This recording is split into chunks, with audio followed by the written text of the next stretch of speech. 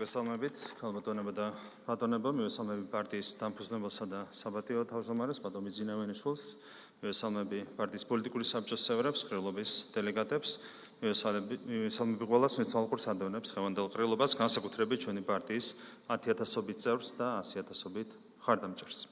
როგორც მოგეხსენება, დღეს იმართება პარტიის რიგგარეშე მერვე ყრილობა. უკვე დასრულდა ყრილობის სამუშაო ნაწილი, სადაც დელეგატებმა მოისმინეს პარტიის პოლიტიკური საბჭოს და სარევიზიო კომისიის ანგარიშები. პარტიის წესდების შესაბამისად, ყრილობაზე ხელახლა უცვლელი შემადგენლობით დამტკიცდა პარტიის პოლიტიკური საბჭოს და სარევიზიო კომისიის შემადგენლობები.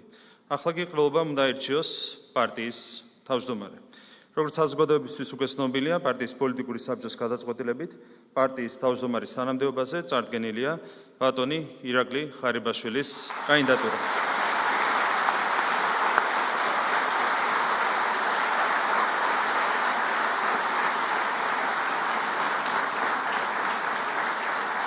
წესდების შესაბამისად გთხოვთ თქვენ ჯივყაროთ ბატონი ირაკლის კანდიდატურას. ვინ არის მომხრე? ხომ არავინ არის წინააღმდეგი, თავი ხომ არავინ შეიკავა. დიდი მადლობა, ერთხმად დამტკიცებულია თავმჯდომარის პოსტზე ბატონი ირაკლი ხარიბაშვილის კანდიდატურა.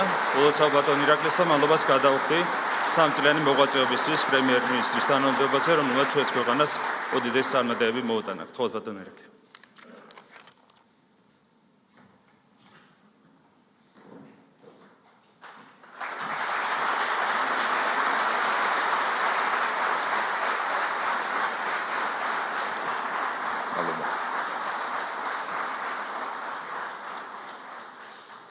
დიდი მადლობა.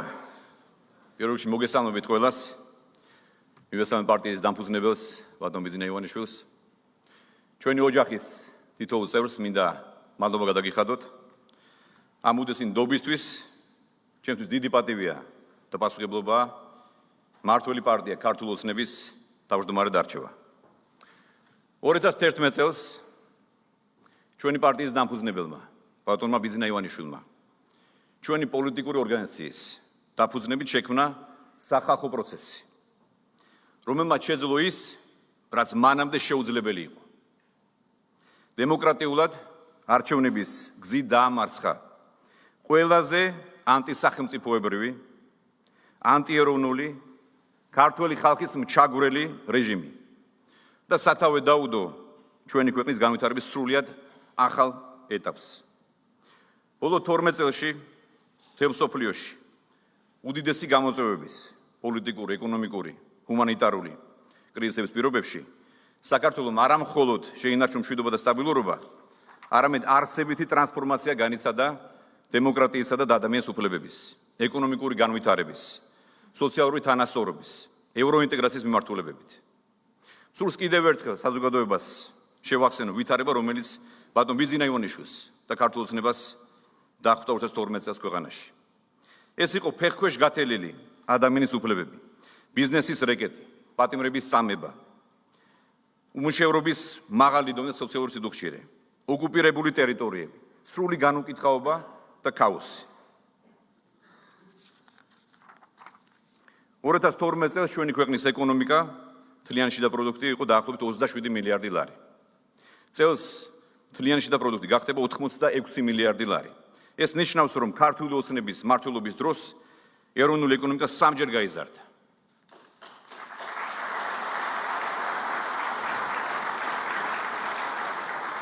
ისტორიულ მინიმუმზე არის უმუშევრობის და სიღარიბის დონე. ფაქტობრივად განახევრდა სიღარიბე. 2012 წელთან შედარებით 9 მილიონზე მეტმა ადამიანმა დააღწია თავის სიღარიბეს. გატარდა მასშტაბური რეფორმები ეკონომიკის, სოფლის მეურნეობის, ჯანდაცვის, განათლების სისტემის, სოციალური თანასწორობის, სასამართლო მედიის თავისუფლების, არსებითად ყველა მიმართულებით. განხორციელდა ეროვნული, რეგიონული და საერთაშორისო მნიშვნელობის მასშტაბური პროექტები. სწორედ ამ რეფორმების და პროექტების შედეგად დღეისათვის საქართველოს რეგიონში მოწინავე ლიდერია. მე მინდა ასევე შევახსენო საზოგადოებას, რომ როდესაც ბატონი ბიძინავენიშვილი მოვიდა ხელისუფლებაში, მაშინ საქართველოს არავითარი ხელშესახები შედეგი არ ჰქონდა ევროინტეგრაციის გზაზე. სწორედ ქართული ოცნების ხელისუფლების დროს მოეწერა ხელი ასოციაციების შეთანხმებას, თავისუფალ ვაჭრობას, უვიზო რეჟიმს და ქვეყანამ შარშან დეკემბერში მიიღო კანდიდატის სტატუსი.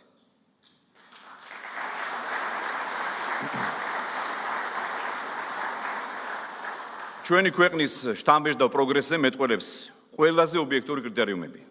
ავტორიტეტული საერთაშორისო ორგანიზაციების კვლევები ჩვენი ქვეყანა მრავალ მიმართულებით ლიდერობს. რეგიონის, აღმოსავლეთ პარტნიორობის ქვეყნების და ხშირად მსოფლიო მასშტაბით. არაერთი მაჩვენებლით უსწრებს ევროკავშირს და ნატოს წევრ ქვეყნებს. 2012 წელს დიქტატორული, უნდა ითქვას პირდაპირ, ჩაგვრელი რეჟიმიდან ქვეყანამ განიცადა საოცარი ტრანსფორმაცია და დემოკრატიზაციის 10 წლიანი პროგრესი საქართველოს მსოფლიოს თითქმის 180 ქვეყანაში საუკეთესო ათეულშია. დღეს ჩვენი ქვეყანა ლიდერია კანონის უნაესობისა და კორუფციის თავისუფლების, ეკონომიკური თავისუფლების, სასამართლოს დამოუკიდებლობის, პასუხისმგებლიანი და ეფექტიანი მთავრობის, ბიუჯეტის გამჭვირვალობის, ფინანსებზე ხელმისაწვდომობის, ბაზარზე წვდომის, ინოვაციების მიმართულებით. და ერთ-ერთი უმთავრესი მონაპოვარი, რომელიც მოიტანა ბიძინა ივანიშვილმა და ქართულ მოსახლეობამ, ეს არის უწყვეტი მშვიდობა და სტაბილურობა.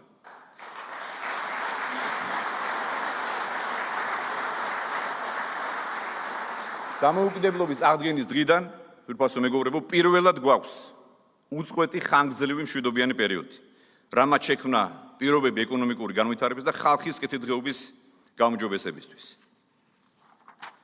რა თქმა უნდა, ამ უდიდესი მიღწევებით უპირველეს ყოვლისა, მადლობა ეკუთვნის ჩვენი პარტიის დამფუძნებელს, ბატონ ბიძინა ივანიშვილს.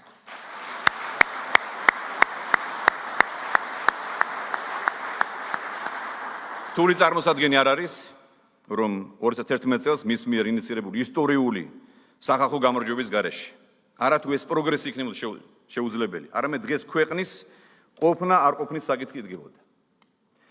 შეიძლება გარანტირებულად ითქვას, რომ დღეს ქვეყანა ომში იქნებოდა გახვეული და პირიქით მინდა კიდევ ერთხელ გავიმეორო ის, რაც მანამდე მაქვს ნათქვამი. 2008 წელს რომ ყოფილიყო ბიძინა ივანიშვილი და ქართულ ოცნებმა ხელისუფლებაში, არ მოხდებოდა აგვისტოს ომი.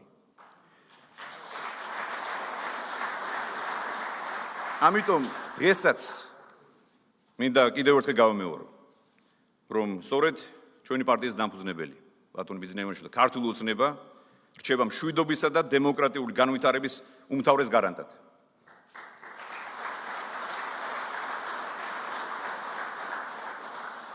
მინდა ვისარგებლო შემთხვევით და ჩემი პირადი მადლიერება გამოვხატო ჩვენი პარტიის დამფუძნებლისადმი, იმის გამო, რომ მომცა შესაძლებლობა ამ უმნიშვნელოვანეს პროცესების მონაწილე ყოფილიყავი. ორჯერ პრემიერ-მინისტრის, ასევე შინაგან საქმეთა და თავდაცვის სამინისტროს ხელმძღვანელის რანგში.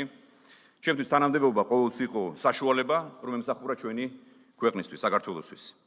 დღეს მე მეამაყება, რომ საკუთარი წვლილი შევიტანე ჩვენი ქვეყნის წინსვლაში, იმ თანადგომისთვის, რაც მე მუდმივად გრძნობდი, კიდევ ერთხელ მინდა მადლობა გადაუხადო თითოეულ თქვენგანს, პარლამენტს, პარტიის ხელმძღვანელობას, თითოეულ წევრს, მინისტრებს, სამინისტროებს, საჯარო მოხელეებს და ასევე მინდა ვთქვა, რა თქმა უნდა, განსაკუთრებით მადლობას იმსახურებს ჩვენი ხალხი, რომლის ნდობა და მხარდაჭერა ჩვენი ყოველდღიური საქმიანობის უმთავრესი სტიმულია. დღეს ჩვენ წინაშე ახალი ამოცანებია. შემოდგომაზე არჩევნებში ჩვენ დამაჯერებელი გამარჯვება უნდა მოვიპოვოთ, რათა გავაგრძელოთ ჩვენი ქვეყნის სწორი განვითარება. სულ სამ გზაზე წარმატებულ უსურვო და ძმური თანადგომა აღუთქვა პრემიერ-მინისტრობის კანდიდატს ირაკლი გობახიძეს.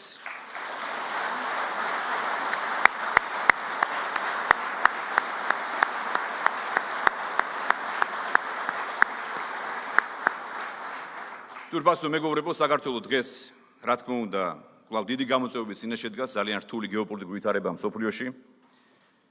სამწუხაროდ, ერთ-ერთ უმთავრეს, შეიძლება ითქვას, საფრთხედ ჯერ კიდევ რჩება ის ბოროტი ძალა, რომელიც 12 წელს დავამარცხეთ ჩვენ ყველამ ერთად, ნაციონალური მოძრაობა და მანამ სანამ ეს კრიმინალური ორგანიზაცია რჩება პოლიტიკაში, საფრთხე არსად არ წასულა.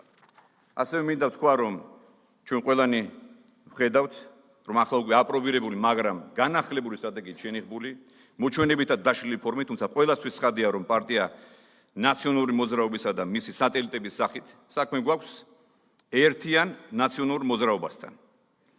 იგივე ხალხთან, იგივე ანტიეროვნული ინტერესების გამტარებელ ბოროტ ძალასთან, ასე რომ 2024 წლის ოქტომბერში ჩვენ სხვა არჩევანი არ გვაქვს.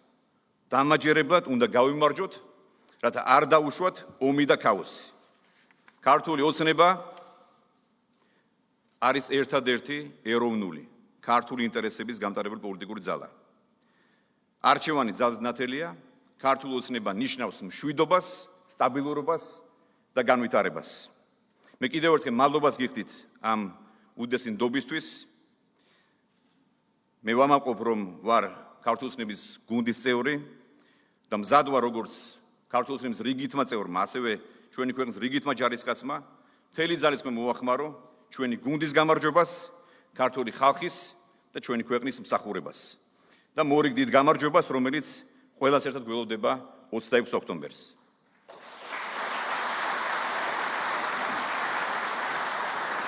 მადლობა. დიდი მადლობა. ახლა მე მინდა სიმბოლურად თქვოთ ყველას, რომ გამოუცხადოთ ხარდაჭერა პრემიერ-მინისტრობის კანდიდატს ბატონ ირაკლი გობახიძეს. დიდი მადლობა. ყრილობისგან აქვს სრული ლეგიტიმაცია და მანდატი მინიჭებული ბატონ ირაკლი გობახიძეს. კიდევ ერთხელ გთხოვთ ბატონ ირაკლი.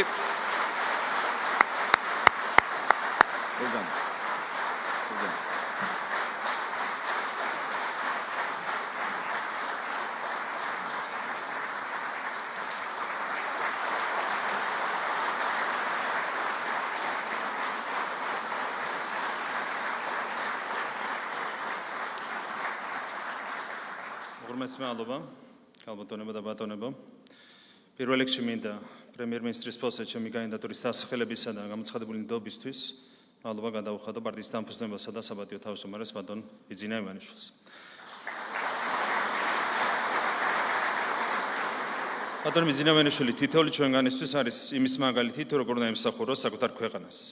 გასულ წლებში გუნდის თითოეულმა წევრმა ჩადო თავისი წილი ძალის ხმევა ჩვენი ქვეყნის წინსვლაში. თუმცა აუცილებლად უნდა ითქვას, ის რომ დღეს საქართველოს აქვს დემოკრატია, მშვიდობა, ეკონომიკური წინსვლა და ქვეყანა მიიღო ევროკავშირის წევრობის კანდიდატის სტატუსი, პირველ რიგში არის ბატონი ბიძინა ივანიშვილის დამსახურება, განსაკუთრებული მადლობა პარტიის დამფუძნებელს ამისათვის. გამოცხადებული ნდობისათვის ასევე მადლობა მინდა გადაუხადო ბატონ ირაკლი ღარიბაშვილს, ასევე მას მინდა განსაკუთრებული მადლობა გადაუხადო სამწლიანი უაღრესად წარმატებული მოღვაწეობისთვის პრემიერ-მინისტრის თანამდებობაზე, რამაც ჩვენს ქვეყანას უპრეცედენტო წარმატება მოუტანა. უმეტესი მადლობა თქვენ. მადლობა პარტიის გენერალურ მდივანს ბატონ გახაგალაძეს, პარტიის პოლიტიკური საბჭოს თითოეულ წევრს, ყრილობის ყველა დელეგატს.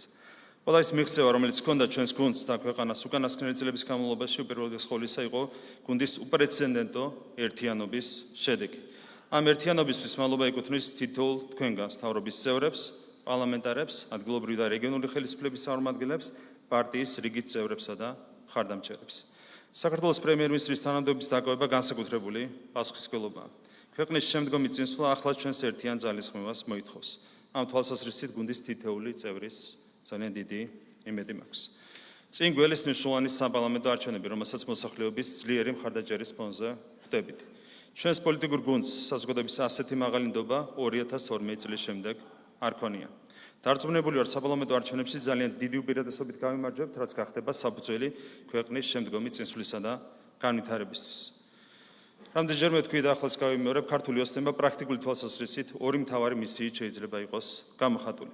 პირველი ეს არის ფიზიკურად და სულიერად გამთლიანებული საქართველო. ეს არის საქართველო აფხაზეთთან და სამაჩაბლოთი, აფხაზებთან და ოსებთან ერთად. და ეს არის საქართველო, სადაც ქართველებს შორის სიკეთე ძლევს ბოროტებას და სიყვარული ძლევს სიძულვილს.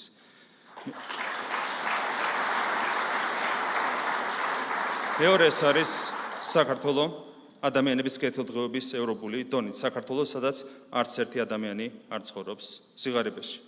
გასული 3 წლის განმავლობაში ქართულმა ხალხმა გამოავლინა უდიდესი სიბრძნე, რამაც ამ ორი ამოცანის შესრულებასთან ბევრად უფრო დაგვაახლოვა. თითოეული ჩვენგანის ძალისხმევა ამოცნების ახდენისკენ უნდა იყოს მიმართული. გაძლევთ პირობას, თავრობის მეთაურის რანგში ყველაფერს გავაკეთებ, რომ ამოცნების ახდენაში ჩემი წვლილი შევიტანო. კიდევ ერთხელ მადლობას გიხდით გამოცხადებული ნდობისთვის, გისურვებთ წარმატებებს. უღრმესი მადლობა.